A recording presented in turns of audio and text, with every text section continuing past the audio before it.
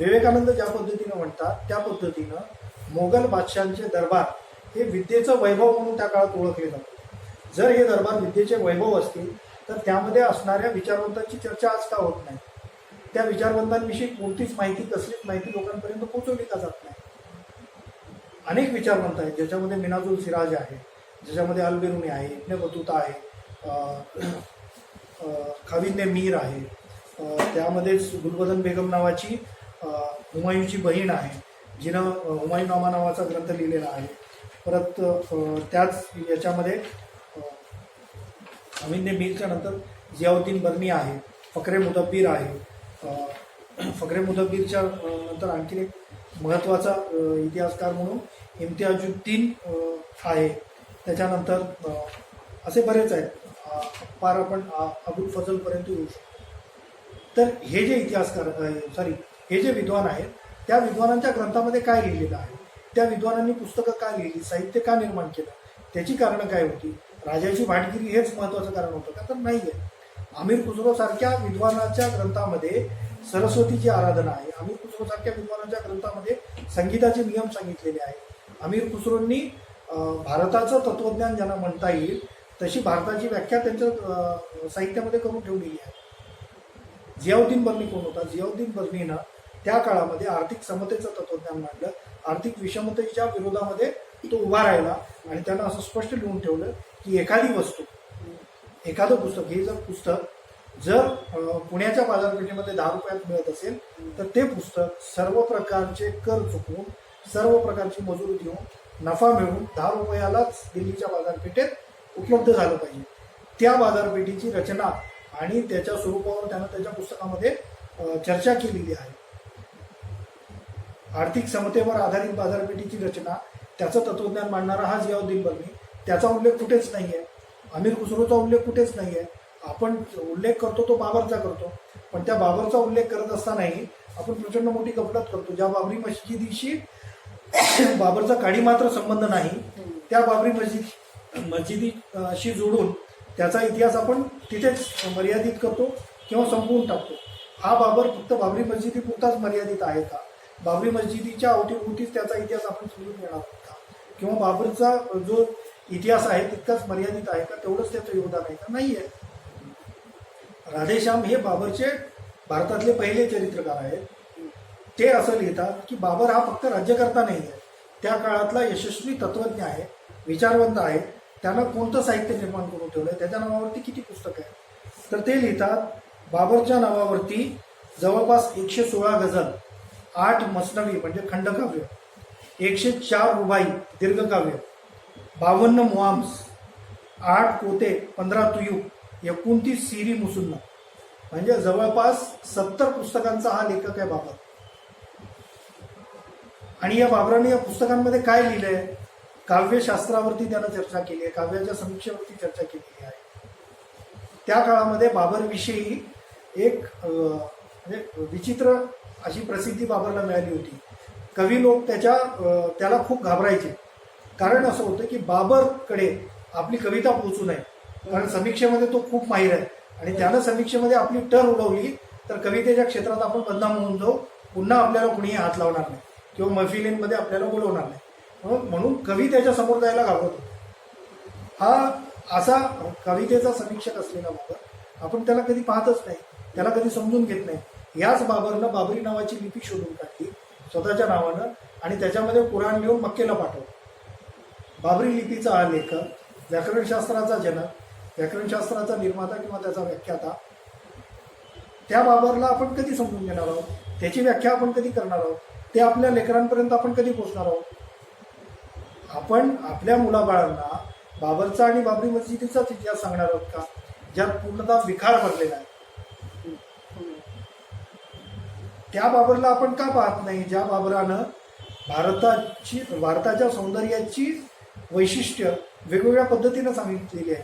भाषेच्या भाषेतले शब्द, वेगवेगळ्या भाषेतले त्याचं सौंदर्य, त्या शब्दाच्या निर्मितीपासून फळांच्या चवीपर्यंत सगळी माहिती त्याच्या बाबरनाम्यामध्ये त्यानं दिलेली आहे.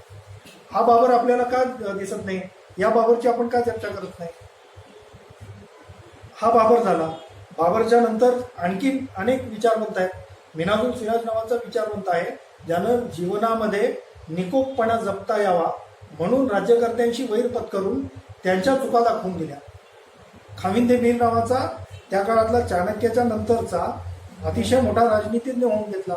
त्या खाविंदे मीरनं फकरे मुदब्बिरनी आदाबुल हर्बोल शुजात नावाचा ग्रंथ लिहिला. आदाब म्हणजे संहिता, शुजात म्हणजे राजकारणाची संहिता, असं त्याच्या पुस्तकाचं नाव आहे. त्या राजकारणाच्या संहितेमध्ये या फकरे मुदब्बिरनं काय लिहिलंय? फकरे मुदब्बिर त्या राजकारणाच्या संहितेमध्ये लिहितोय राजा कसा असावा, त्याची उंची किती असावी, राजानं व्यायाम कसा केला पाहिजे, राजानं काय खाल्लं पाहिजे, राजानं काय पिलं पाहिजे, राजानं सरदाराशी बोलताना कोणती भाषा वापरली पाहिजे, कोणते शब्द वापरले पाहिजे, राजानं सामान्य माणसांशी बोलताना कसं अदबीनं वागलं पाहिजे, त्यावेळेस कोणते शब्द वापरले पाहिजेत, कोणत्या भाषेचा वापर केला पाहिजे, राजानं राजाशी पत्रव्यवहार करताना त्याची भाषा कशी असावी, त्याची संहिता काय असावी, कोणते शब्द त्याच्यात असावे, वाक्यरचना कशी असावी, याच्यानंतर राजकारण करत असताना त्याची पद्धत कशी असावी, प्रशासनाची रचना करत असताना सेनापती कसा असावा, त्याला कोणकोणत्या भाषा यायला हव्या, राजाशी त्याचा व्यवहार कसा असावा, त्या सेनापतीचा लोकांशी व्यवहार कसा असावा, सैन्याशी त्याचा व्यवहार कसा असावा, त्याचं शिक्षण कोणत्या विद्यापीठात कशा पद्धतीनं झालं पाहिजे किंवा राजानं त्याला प्रशिक्षण कशा पद्धतीनं दिलं पाहिजे, राजा वापरत असलेला घोडा कोणत्या जातीचा असावा, त्याची उंची, त्याचा रंग कसा असावा, त्या घोड्याचे व्यायाम कसे करावेत, त्या घोड्याला काय खाऊ घालावं, युद्धाची रचना कशी असू शकते, युद्धाचं मैदान कोणतं निवडावं, शत्रूला कोणत्या टप्प्यात आणून कसं मारता येईल, तलवार राजाची कशी असावी, त्या तलवाराची उंची, लांबी, रुंदी कशी असेल, हे सगळं त्या माणसानं लिहून ठेवलंय खाविंदे मीरनं. कर रचनेविषयी खाविंदे मीरनं लिहून ठेवलंय.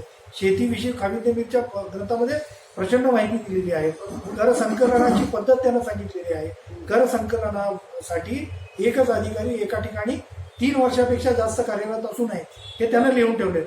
जी पद्धत आज आपण वापरतोय, म्हणजे आपल्याकडच्या महसुली अधिकाऱ्यांच्या बदल्या साधारणतः 3 वर्षानंतर आपण करत असतो. पण हा नियम कोणी सांगितलाय? 14व्या शतकात झालेल्या खाविंदे मीरने सांगितलाय. हा खाविंदे मीर मुसलमानांचा प्रतिनिधी असू शकत नाही का? या खाविंदे मीरला मुसलमानांच्या साहित्य, संस्कृती, तत्वज्ञानाचं प्रतिनिधित्व आपण देणार आहोत की नाही? की बाबरलाच आपण ते प्रतिनिधित्व देणार आहोत? ठीक आहे, बाबरलाही देणार असू तर तत्वज्ञ असलेला बाबर का आपण नको म्हणतो? औरंगजेबच आपण का शोधत असतो? त्या औरंगजेबामध्ये कवी असलेला औरंगजेब आपल्याला का नको? अकबर आपल्याला का नको वाटतो? अकबर हा आजच्या लोकशाही राजव्यवस्थेचा नायक जरी असू शकत नसला, कारण तो सरंजामशाहीचा प्रतिनिधी होता, जरी होऊ शकत नसला लोकशाही व्यवस्थेचा, तरी एका धर्मनिरपेक्ष राज्याचा चांगला आदर्श हा आपण अकबरामध्ये शोधू शकतो. मग हा अकबर आपण लोकांना का सांगत नाही? या अकबराच्या माध्यमातून मानवतावादी मूल्यांचा प्रसार आणि प्रचार का होऊ शकत नाही? मुसलमानांची संस्कृती समजून घेत असताना अकबरला आपण का आधार मानत नाही? ज्या अकबरानं रामायणची भाषांतर करण्यासाठी समिती नेमली, महाभारत सारख्या धार्मिक ग्रंथाचं भाषांतर कुणाकडून करून घ्यायचं, याचा ज्यावेळेस वाद सुरू झाला त्यावेळेस त्यानं मुल्ला अब्दुल कादर बदावीचं नाव समोर आणलं. का आणलं? कारण हा मुल्ला अब्दुल कादर बदावी हा अबुल फजलचा विरोधक होता. अबुल फजल हा विवेकवादी, मुल्ला अब्दुल कादर बदावी हा पुराणमतवादी मानला जायचा, म्हणजे उलेमांचा प्रतिनिधी मानला जायचा. जर अकबरला वाटलं असतं तर त्यानं अबुल फजल, जो त्याचा अतिशय जवळचा मित्र आहे, मानवतावादी आहे, त्याच्याकडून सहज करून घेतलं असतं. पण त्याच्याकडून न करून घेता पुराणमतवादी असलेल्या मुल्ला अब्दुल कादर बदावीकडून ते करून घेतलं, कारण त्याच्या मतामध्ये परिवर्तन घडवून आणणं गरजेचं होतं आणि ते सक्सेसफुली केलं त्यानं. हा अकबर, हा मुल्ला अब्दुल कादर बदावी त्यानं स्वतःच्या भूमिकानंतर बदलल्या. हा अबुल फजल जो मानवतावादासाठी लोकांच्या तलवारीला बळी पडला, तो अबुल फजल मुसलमानांचा प्रतिनिधी का होऊ शकत नाही? दाराशुको मुसलमानांचा प्रतिनिधी का होऊ शकत नाही? ज्या दाराशुकोनं शब्दप्रामाण्यवादी इस्लाम किंवा त्याचा अन्वयार्थ नाकारला आणि बुद्धिप्रामाण्यवादी इस्लाम स्वीकारून त्याच्या माध्यमातून सामान्य माणसाच्या आयुष्यात आनंद पेरण्यासाठी तो पुढे आला, तो दाराशुको आपल्याला का नको आहे? दाराशुको आम्ही बेन्नूर सरांच्या गौरवग्रंथाच्या ब्लर्बवरती दाराशुकोची भूमिका मांडलेली आहे. दाराशुकोनं मजमू अल बहरीन नावाचा एक ग्रंथ लिहिला होता, कविता आहेत त्याच्यामध्ये. त्या मजमू अल बहरीनच्या भूमिकेमध्ये दाराशुको म्हणतो की कुराणमध्ये कधीच एकमेकांमध्ये न मिसळणाऱ्या आणि एकमेकांना खेटून उभ्या असलेल्या दोन समुद्राचा उल्लेख आहे. जे समुद्र एकमेकांना खेटून उभे आहेत पण एकमेकांमध्ये स्वतःच्या एक दुसऱ्यांच्या पाण्याचा थेंबही ते बर्दाश्त करत नाहीत, ते फेकून देतात. तर माझ्यासाठी ते दोन समुद्र भारतामधले हिंदू आणि मुसलमान हे दोन समुदाय आहेत आणि त्यांच्यामध्ये संगम घडवून आणणं हे माझ्या आयुष्याचा उद्देश आहे. म्हणून मजमा अल बहरीन म्हणजे समुद्र संगम हे त्याच्या पुस्तकाचं. तर हा धाराशिकोह मुसलमानांचा प्रतिनिधी नाही आहे का? ख्वाजा बंदा नवाज जे शेतकऱ्यांसाठी लढले ते मुसलमानांचे प्रतिनिधी होऊ शकत नाहीत का? ख्वाजा मोइनुद्दीन चिश्ती हे मुसलमानांचे प्रतिनिधी होऊ शकत नाहीत का? निदान पुरोगामी विचार विश्वानं तरी हे समोर आणलं पाहिजे. ठीक आहे, आपण या राक्षसी सत्तेकडून आणि त्याच्या समर्थक असलेल्या विचारवंतांकडून तशी अपेक्षा करू शकत नाही. पण उजव्या विचारांच्या विरोधात डाव्या बाजूला मानवतावादी प्रवाहामध्ये असलेल्या लोकांचं तरी हे कर्तव्य आहे. त्यांनी हे मांडलं पाहिजे, समोर आणलं पाहिजे आणि मुसलमानांची मुस्लिम प्रश्न समजून घेत असताना या आयकॉन्सच्या आधारे समजून घेतला पाहिजे. कोणत्याही समाजाला समजून घेताना प्रतीकांचा आधार घ्यावाच लागतो. त्या प्रतीकांनी केलेल्या कामाचा आधार घ्यावाच लागतो. एखाद्या समाजाची व्याख्या प्रतीकविहीन असूच शकत नाही. प्रतीकविहीन अशी व्याख्या केली की मग त्या संस्कृतीचा निर्दोष असा अन्वयार्थ तुम्ही मानू शकणार नाही. त्यामुळे हे म्हणणं गरजेचं आहे